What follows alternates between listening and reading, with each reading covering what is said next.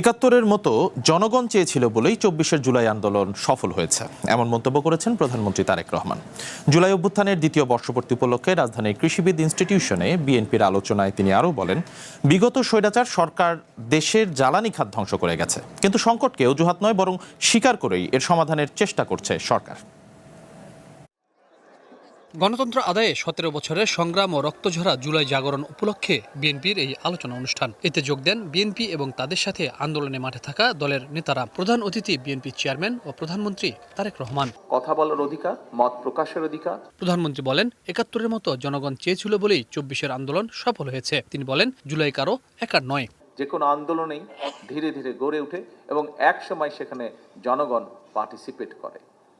বাংলাদেশেও July August যেটি হয়েছে, জুলাই আগস্টে যে সফলতা এসছে, এটিও একইভাবে জনগণ যখন সম্পূর্ণভাবে সম্পৃক্ত হয়েছে, জনগণের সেই আন্দোলন সফল হয়েছে। অর্থাৎ জুলাই আগস্টে যে আন্দোলন, এটি ছিল সম্পূর্ণভাবে জনগণের আন্দোলন।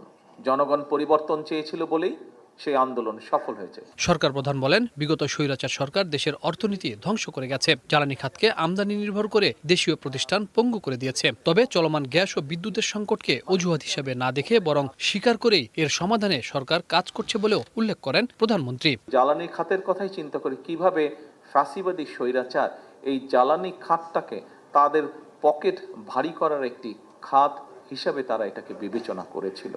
কাজে স্বাভাবিকভাবেই এত বছরে লুটপাট করে যেই সেক্টরটিকে বিধ্বস্ত করে ফেলা হয়েছে, সেই সেক্টরটিকে যদি পুনর্গঠন করতে হয়, কিছু তো অবশ্যই সময় প্রয়োজন।